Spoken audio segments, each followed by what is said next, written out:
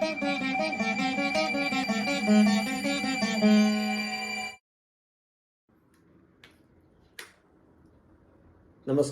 ശിവപ്രിയ ജ്യോതിഷ പ്രോഗ്രാമിലേക്ക് എല്ലാവർക്കും സ്വാഗതം.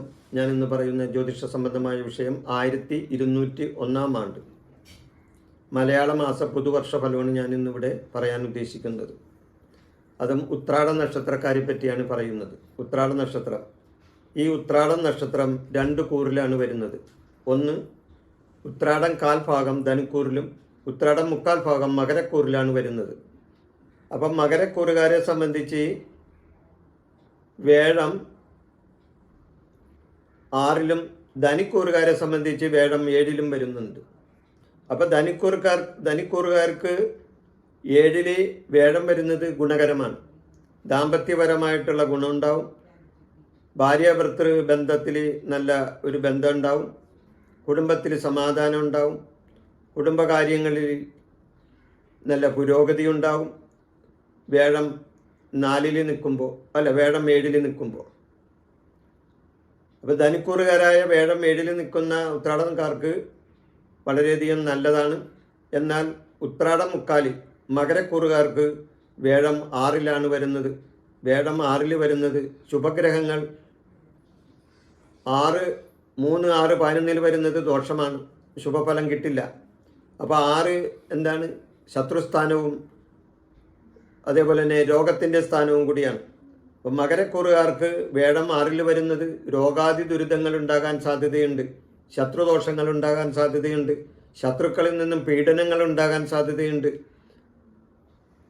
തൊഴിൽ സംബന്ധമായ തടസ്സങ്ങൾ ഉണ്ടാകാനും സാധ്യതയുണ്ട്. അപ്പോൾ വേഴം 7ൽ നിന്നാൽ ഗുണവും വേഴം 6ൽ നിന്നാൽ ദോഷവുമാണ് കാണുന്നത്. ഇതുകൂടാതെ ശനി ധനിക്കൂറുകാർക്ക് 4ലും മകരക്കൂറുകാർക്ക് 3ലുമാണ് ശനി നിൽക്കുന്നത്. ധനിക്കൂറുകാർക്ക് 4ൽ കണ്ടകസ്ഥാനത്താണ് ശനി. അപ്പം ധനിക്കൂറുകാരെ സംബന്ധിച്ച് ശനി കണ്ടകസ്ഥാനത്താണ്, അതായത് അവരെ സംബന്ധിച്ച് കണ്ടകശനിയാണ്. മകരക്കൂറുകാർക്ക് 3ലാണ് ശനി നിൽക്കുന്നത്, അത് ഗുണകരമാണ്. അപ്പം കണ്ടകശനിയെ കൊണ്ട് ധനിക്കൂറുകാർക്ക് ദോഷാനുഭവങ്ങൾ കൂടുതൽ ഉണ്ടാകാനായിട്ട് സാധ്യതയുണ്ട്. ജോലി സംബന്ധമായ തടസ്സങ്ങൾ, പ്രവൃത്തി സംബന്ധമായ തടസ്സങ്ങൾ, വാക്ക് തർക്കങ്ങൾ, ദേഷ്യം, വാശി, ഇതെല്ലാം ഈ കണ്ടകശനി വന്നാൽ ഉണ്ടാവുന്നതാണ്. അപ്പോൾ 4ൽ ശനി നിൽക്കുന്നത് ധനുക്കൂറുകാർക്ക് ഗുണകരമല്ല. എന്നാൽ ശനി മകരക്കൂറുകാർക്ക് 3ലാണ് നിൽക്കുന്നത്. 3, 6, 11 നിൽക്കുന്ന ശനി ഗുണം ചെയ്യും. ഈ പാപഗ്രഹങ്ങൾ 3, 6, 11 നിൽക്കുന്നത് ഗുണകരമാണ്. അപ്പം ശനി 3ൽ മകരക്കൂറുകാർക്ക് 3ൽ നിന്നാൽ ഗുണമാണ്. 3 എന്ന് പറഞ്ഞാൽ എന്താണ്? സഹോദരഭാവമാണ്. സഹോദരഭാവത്ത് ശനി നിൽക്കുന്നത് സഹോദര ഗുണം കിട്ടും. അതേപോലെ തന്നെ സഹോദരങ്ങളുമായി നല്ല സഹവർത്തിത്വത്തോടുകൂടി പ്രവർത്തിക്കും. സഹോദരന്മാരിൽ നിന്ന് ധനനേട്ടങ്ങളുണ്ടാവും. അതുപോലെ ബന്ധുമിത്രാദികൾ വഴി വളരെയധികം ഐക്യതയുണ്ടാകും. ഇതെല്ലാം ശനി 3ൽ നിന്നാൽ ഉണ്ടാവുന്നതാണ്. ഇനി രാഹു ധനിക്കൂറുകാർക്ക് രാഹു 3ലാണ് നിൽക്കുന്നത്. രാഹു ധനിക്കൂറുകാർക്ക് 3ലാണ് വരുന്നത്. മകരക്കൂറുകാർക്ക് 2ലും വരും. 3ൽ നിൽക്കുന്ന രാഹു ഗുണം ചെയ്യും. 3, 6, 11 നിൽക്കുന്ന രാഹു ഗുണം ചെയ്യും. അപ്പോൾ അതുകൊണ്ട് രാഹു 3ൽ നിൽക്കുന്നത് സന്താനങ്ങളെ കൊണ്ടുള്ള രാഹു 3ൽ നിൽക്കുന്നത് സഹോദര സ്ഥാനത്തെ കൊണ്ടുള്ള ഗുണമാണ്. സന്താനങ്ങളിൽ നിന്നുള്ള ഗുണം കുറവായിരിക്കും. 3ലെ രാഹു സഹോദര സ്ഥാനത്താണ് ഗുണം ചെയ്യുന്നത്. അപ്പോൾ സഹോദര സംബന്ധമായ സ്ഥാനത്ത് രാഹു വളരെയധികം ഗുണം ചെയ്യും. സഹോദരന്മാരിൽ നിന്ന് നേട്ടങ്ങളുണ്ടാകും. സഹോദരന്മാരായിട്ട് സഹവർത്തിത്തോടെ പ്രവർത്തിക്കും.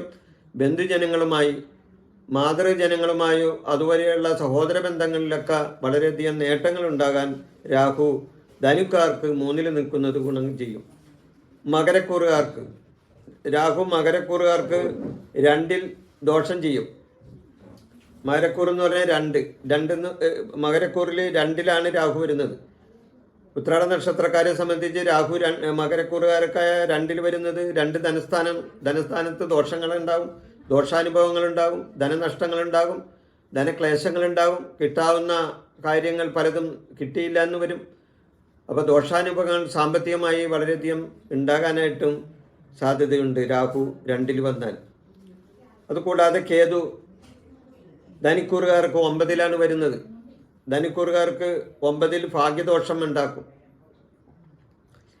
ധനിക്കൂറ് 9 ഭാഗ്യസ്ഥാനത്താണ്, പിതാവിൻ്റെ സ്ഥാനത്താണ് കേതു വരുന്നത്. അപ്പോൾ ധനിക്കൂറുകാർക്ക് 9-ൽ ഭാഗ്യദോഷങ്ങളുണ്ടാകും, പിതാവിൻ്റെ ഭാഗത്തു നിന്നുള്ള ദോഷാനുഭവങ്ങളുണ്ടാകും, പിതാവ് വഴി കിട്ടേണ്ട ആനുകൂല്യങ്ങളൊന്നും കിട്ടില്ല. പിതൃസ്വത്ത് ഭാഗം വെക്കാൻ അവസരമുണ്ടെങ്കിൽ അതിനെല്ലാം തടസ്സം വരും. അവരുദ്ദേശിച്ച ഫലം ഇവർക്ക് കിട്ടിയില്ല എന്നും വരും പിതാവിൻ്റെ സ്ഥാനത്ത് നിന്ന്. അതുപോലെ തന്നെ ഭാഗ്യസ്ഥാനത്താണ് 9 ഭാഗ്യ തടസ്സങ്ങൾ ഉണ്ടാക്കും. നമ്മുടെ കയ്യിലേക്ക് വരാൻ ഉദ്ദേശിക്കുന്ന കാര്യം പോലും നമ്മുടെ കയ്യിൽ നിന്ന് അത് തെറ്റിപ്പോവും, അല്ലെങ്കിൽ തെറിച്ചു പോകും. അങ്ങനെയുള്ള സമയമാണ് കേതു 9-ൽ നിന്നാൽ. പിന്നെ കേതു മകരക്കൂറിൽ നിൽക്കുന്നത് 3-ലാണ്. 3 എന്ന് പറഞ്ഞത് സഹോദര ഗുണം കിട്ടും. 3-ലെ കേതു സഹോദര ഗുണം ചെയ്യും. സഹോദരന്മാരിൽ നിന്ന് നേട്ടങ്ങൾ ഉണ്ടാകാനും സാധ്യതയുണ്ട്. അപ്പോൾ മൊത്തത്തിൽ നോക്കുമ്പോൾ ഗുണദോഷ സമ്മിശ്രമായാണ് ഉത്രാട നക്ഷത്രക്കാർക്ക് ഈ മലയാള പുതുവർഷം കടന്നു പോകുന്നത്. ഇവരെ സംബന്ധിച്ച് ദോഷാനുഭവങ്ങൾക്ക് പരിഹാരമായിട്ട് വിഷ്ണുപ്രീതിയും ശാസ്താപ്രീതിയും നാഗങ്ങൾക്ക് വഴിപാട് നടത്തുന്നത് ഏറ്റവും നല്ലതാണ്. വിഷ്ണുപ്രീതി എന്ത് ചെയ്യണം? കൃഷ്ണനോ മഹാവിഷ്ണുവിനോ വെണ്ണ നിവേദിച്ച് തുളസിമാല ചാർത്തി ഭാഗ്യസൂക്ത പുഷ്പാഞ്ജലി നടത്തുന്നതും, ഭഗവാന് കൃഷ്ണന് അല്ലെങ്കിൽ വിഷ്ണുവിന് പാൽപ്പായസ നിവേദ്യം നൽകുന്നതും വളരെയധികം ഉത്തമമാണ്. ഇതുകൂടാതെ ശാസ്താവിന് എള്ളുതിരി കത്തിച്ച് ശനിയാഴ്ചകളിൽ എള്ളുതിരി കത്തിച്ച് പ്രാർത്ഥിക്കുന്നത് നല്ലതാണ്. ശാസ്താപ്രീതി നേടാനായിട്ട് ശാസ്താവിന് എള്ളു പായസം, എള്ളു നിവേദ്യം ഇതെല്ലാം കൊടുക്കുന്നത് നല്ലതാണ്. ശനിയാഴ്ച ദിവസങ്ങളിൽ ശനീശ്വര പൂജ നടത്തുന്നത് നല്ലതാണ്. അതുകൂടാതെ നാഗങ്ങൾക്ക് വഴിപാട് നടത്തുന്നതും വളരെ നല്ലതാണ്. നാഗരാജാവിനും നാഗേശിയമ്മയ്ക്കും എല്ലാം വഴിപാട് നടത്തി പ്രാർത്ഥിക്കുന്നത് കുടുംബസൗഖ്യമുണ്ടാകാനും ഇവരുടെ ഉത്രാട നക്ഷത്രക്കാരുടെ ദോഷാനുഭവങ്ങൾ മാറുന്നതിനും വളരെ നല്ലതാണ്. ഈ വിഷയം അവസാനിപ്പിക്കുന്നു. നന്ദി, നമസ്കാരം. എൻ്റെ ഈ ജ്യോതിഷ പ്രോഗ്രാം നിങ്ങൾക്ക് ഇഷ്ടപ്പെട്ടാൽ ഇത് സബ്സ്ക്രൈബ് ചെയ്യാനും ലൈക്ക് ചെയ്യാനും ബെൽ ബട്ടൺ അമർത്താനും മറക്കരുത്.